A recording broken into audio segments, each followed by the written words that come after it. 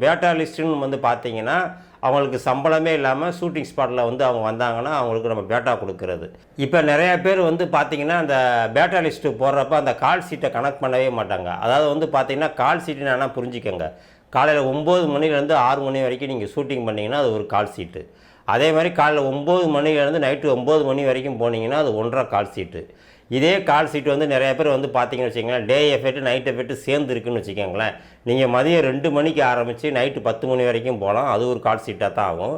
Full and full night எஃபெக்ட்னா சாயங்காலம் 6 மணிக்கு நீங்கள் ஆரம்பித்து இரவு வந்து 2 மணி வரைக்கும் போகலாம். அதுவும் ஒரு கால் சீட்டாக தான் வரும்.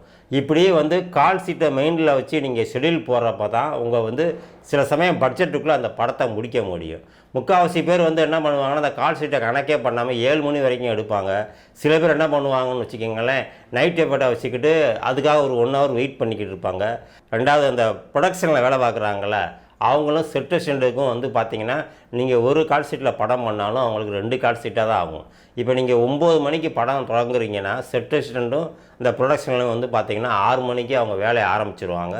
அதே மாதிரி நீங்கள் ஷூட்டிங் 6 மணிக்கு பேக்கப் ஆனாலும் அவங்க வந்து அவங்க வேலையை முடிக்கிறதுக்கு வந்து பார்த்திங்கன்னா 7-8 மணி ஆகும். அதனால் அவங்களுக்கு மட்டும் பார்த்திங்கன்னா ஒரு 2 கால் சீட்டாக தான் எப்பயுமே வரும்.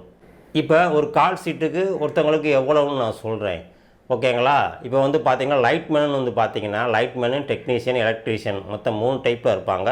இந்த 3 பேருமே நமக்கு வேணும். குறைஞ்சபட்சம் வந்து பார்த்திங்கன்னா ஒரு 6 லைட்மேனு, ஒரு டெக்னீஷியனு, ஒரு எலக்ட்ரீஷியன் வந்து பார்த்திங்கன்னு வச்சுக்கோங்களேன். அவங்க மொத்தம் வந்து பார்த்திங்கன்னா ஒரு 8 பேருக்கு வந்து பார்த்திங்கன்னா 10,000 ரூபா சில்லரை வரும்.